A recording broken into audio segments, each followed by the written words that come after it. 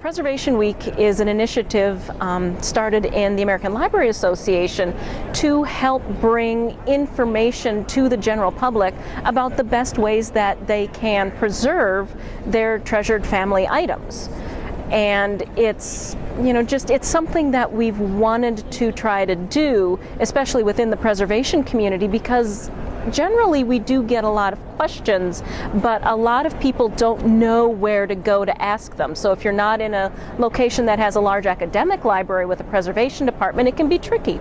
So Preservation Week is giving people across the country, and in many cases around the world, a portal to get information that they might not otherwise be able to get easily. The Dear Donia column was started in 2013 as another avenue for people to get information. So just like Dear Abby is for, the broken hearts and the, terminally confused, Dear Donia is for those preservation questions that people have that they may not know where else to go to ask them. You submit a question either by going to the Preservation Week Facebook page, or you can also go to the Preservation Week page through @yourlibrary, and you can submit your question that way. Well, we get a lot of questions in regards to family letters. So we get questions about letters from the World Wars, so letters from soldiers on the front back home. How do we best preserve those? Because in many cases those are really unique and important items for the family. We also get questions about love letters. So Grandma and Grandpa's love letters while they were courting, so there's also a sentimental aspect to them. We get a lot of questions about diaries. How do you best preserve old family diaries? And and these in the bound volumes are often falling apart, so how do you take care of not just the paper but the binding as a whole? And we've also gotten questions about what happens when we get questions of my basement has flooded and some of my materials have gotten damaged. How can I best take care of them now that they're wet? And so we'll get a wide range of questions. And then we also get the questions about mold, mice, bugs, and their relationship and interaction with our family collections. So it really is a broad spectrum of questions that we get.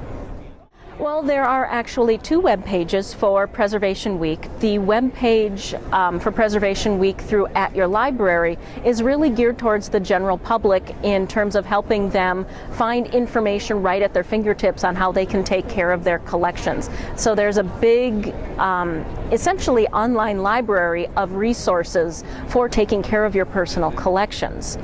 On the ALA website, the Preservation Week website is really geared towards those people who would like to create a Preservation Week event during Preservation Week. So there's a lot of information on how to plan an event, where to find speakers for your event, and a lot of resources again for being able to give handouts and other resources just to help you plan a more interesting and maybe inviting event.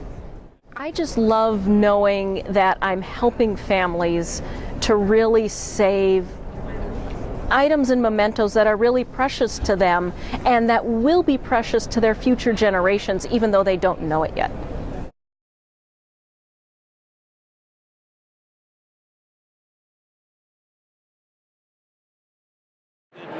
My exposure to Preservation Week began when I was an intern in the Office of Strategic Initiatives at the Library of Congress, and I worked with Bill Lafergie, who himself is a big supporter of Preservation Week and has done webinars with elects for Preservation Week in the past. So when I was a graduate student at the University of North Carolina at Chapel Hill, a fellow student and I put on a Preservation Week event about managing your personal digital photo collections at our local public library.